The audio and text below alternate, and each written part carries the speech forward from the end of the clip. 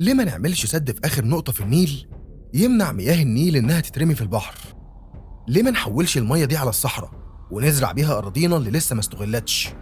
ليه ما نخليش السد ده كمان مصدر للطاقة ونتوسع في توليد الكهرباء زي ما حصل في السد العالي؟ أسئلة كتير بتدور في ذهن أي حد بيشوف نهر النيل بيمشي المسافات طويلة ويوصل في الآخر للبحر، ويتهيأ له إن المية دي بتضيع علينا من غير أي استفادة. الفكرة على الورق شكلها عبقري، نحوش المية نزرع بيها الصحراء ونولد كهرباء، نحل أزمة المية والأمن الغذائي وحتى نقص الطاقة. لكن لما ندخل في التفاصيل ونفكر في الجغرافيا والهندسة والطبيعة والبيئة، هنلاقي إن الفكرة دي رغم بساطتها الظاهرية صعبة التطبيق، وممكن تسبب مشاكل أكبر من الفوائد اللي بتحلم بيها. وعشان كده لازم نطرح الأسئلة اللي محدش بيسألها: هل في مية فعلا بتضيع؟ وهل المكان يسمح هندسيا؟ ولو بنينا سد هيجمع مية كفاية؟ والمية دي هتنفع تستخدم؟ وهل في بدايل أرخص وأذكى؟ اللي جاي هنفكك فيه كل تفصيلة من الأسئلة دي، وهنكتشف ليه اللي شكله عبقري ممكن في الواقع يكون خطر كبير. يلا بينا نفتح أول باب في الكنز المدفون. تعال نحكي الحكاية من الأول واحدة واحدة. ركز معايا في الفيديو ده وصدقني هتنبهر. بس الأول ما تنساش تعمل لايك، تشترك في القناة وتفعل الجرس علشان يوصلك كل جديد. تميم تقول على مصر احنا انتصرنا على مصر، تنتصر مين؟ اقسم بالله لو تشيل بس الحدود يدش عليك الجيش المصري هي ساعتين. فراعنه هذول.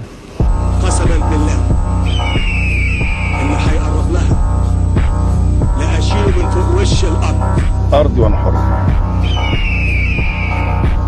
ولا تلومن إلا أنفسكم. عيب تتعاملوا مع ناس كبار.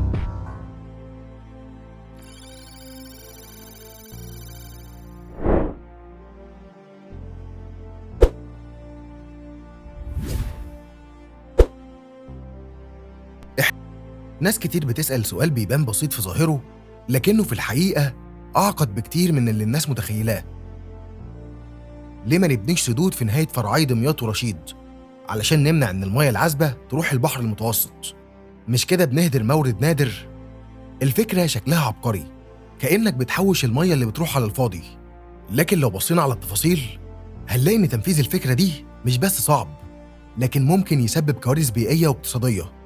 بناء سد مش مجرد حاجز، ده مشروع ضخم محتاج دراسات جيولوجية وهندسية عميقة، وبيأثر على التوازن البيئي، وبيعتمد على طبيعة الأرض، سعة التخزين، وقدرة الدولة على التحكم والتصريف.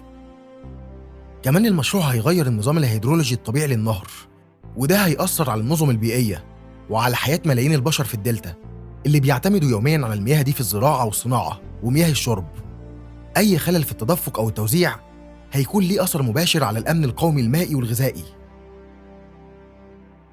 إيه هي أسباب عدم جدوى بناء السد؟ أولاً، التصحر وتملح الأرض.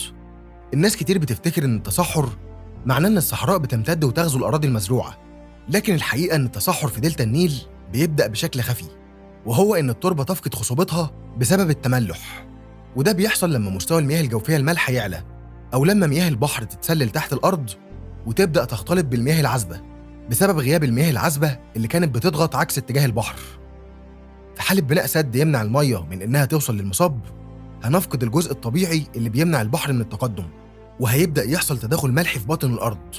وعلى مدى سنوات قليلة هتتحول طبقات التربة القريبة من السطح لتربة مالحة غير صالحة للزراعة، وده هيقلل من إنتاجية المحاصيل بنسبة ممكن توصل ل 40% في بعض المناطق. التملح مش بس بيأثر على الزراعة، لكن كمان على جودة المياه في المصارف والمسطحات، وده ممكن يهدد كامل المنظومة البيئية والاقتصادية في الشمال. وزارة البيئة كانت أعلنت سنة 2020 إن ما يقارب من 12% من أراضي شمال الدلتا مصنفة كمناطق مهددة بالتصحر بسبب تراجع ضخ المياه العذبة. ثانياً، غياب التضاريس. المنطقة الجغرافية المحيطة بمصبي دمياط ورشيد تعتبر منبسطة بشكل كبير، وما فيهاش منخفضات أو وديان طبيعية تقدر تجمع المياه بكفاءة. علشان نبني سد فعال لازم يكون في وراه منخفض طبيعي يتحول لخزان مائي، وده مش متوفر في شمال الدلتا.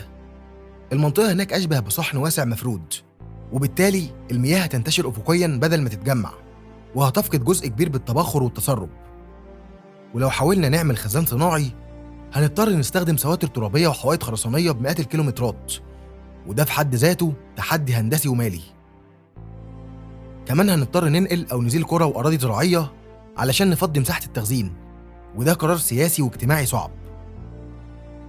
الدراسات اللي اتعملت في معهد التخطيط القومي أشارت إن تكلفة تجهيز تضاريس شمال الدلتا لاستيعاب خزان صناعي تفوق 60 مليار جنيه قبل ما نبدأ في السد نفسه. ثالثاً، طبيعة التربة الطينية. التربة الطينية المنتشرة في شمال الدلتا من أكتر أنواع التربة اللي بتصعب تنفيذ مشروعات هندسية تقيلة زي السدود، وده بسبب إنها تربة مش متماسكة، سهل تتشقق وتنهار، وكمان قابلة للضغط، وده معناه إن أي بناء فوقها بيغوص أو يتزحلق مع الوقت. علشان نبني عليها منشآت تقيلة لازم تقويتها بعمليات معقدة زي الحقن بالأسمنت أو إنشاء خوازيق عميقة. المشكلة كمان إن التربة الطينية بتمتص المية بسرعة، فحتى لو السد اتبنى جزء كبير من المية هيتسرب من خلال التربة، وده مش بس هيفقدنا جزء كبير من المية، لكنه كمان هيعرض القرى المجاورة لخطر انهيار التربة، وده حصل في تجارب مشابهة في دول تانية زي بنجلاديش والهند.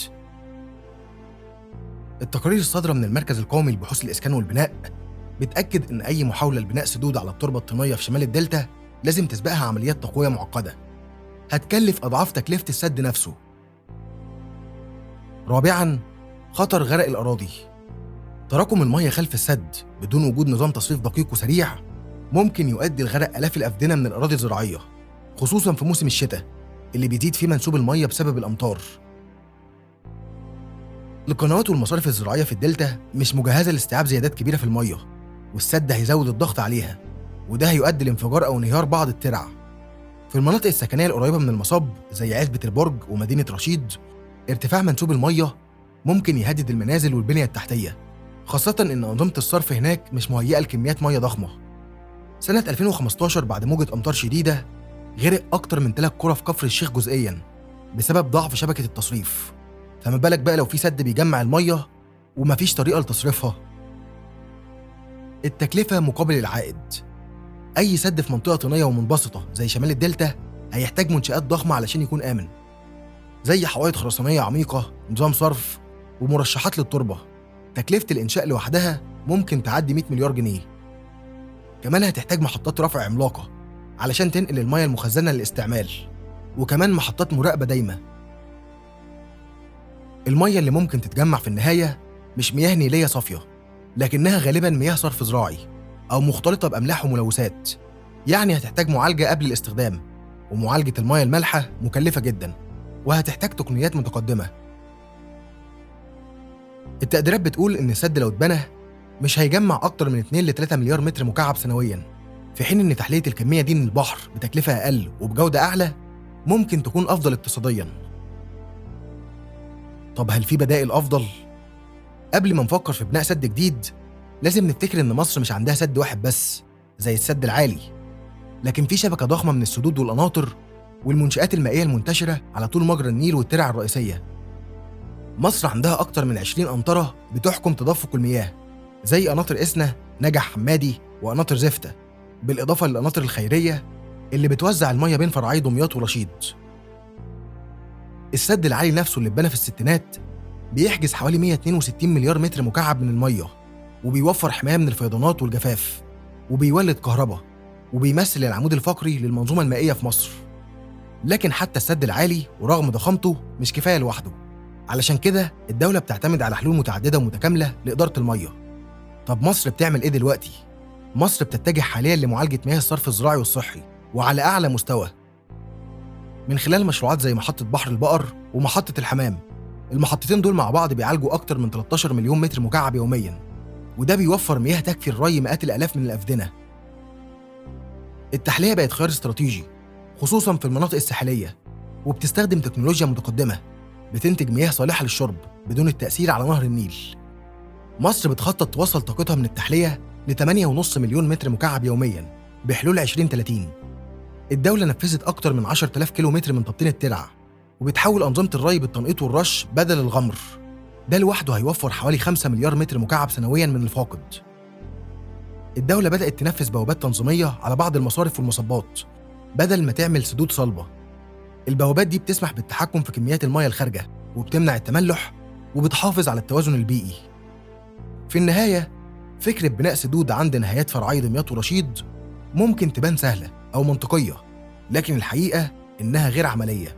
مفيش تضاريس مناسبة، التربة لا تتحمل، المخاطر البيئية جسيمة، تكلفة خرافية، والعائد لا يساوي المجازفة. الأفضل إننا نستمر في مشاريع ذكية بتعظم الاستفادة من كل نقطة مية، زي التحلية، المعالجة، والري الحديث. الاستدامة مش إنك تحجز المية، الاستدامة إنك تديرها صح وتستخدمها بأعلى كفاءة وتحافظ على التوازن بين الإنسان والطبيعة. بس كده. وزي ما بنقول دايما على قناة علشان لو حد سألك، لو لسه بتتفرج لحد دلوقتي، شكرا إنك كملت معانا لآخر الفيديو. لو عجبك التقرير ما تنساش اللايك والاشتراك علشان يوصل لك كل جديد. نشوفك في الفيديو الجاي. سلام. انت مين؟ تقول على مصر احنا انتصرنا على مصر، تنتصر مين؟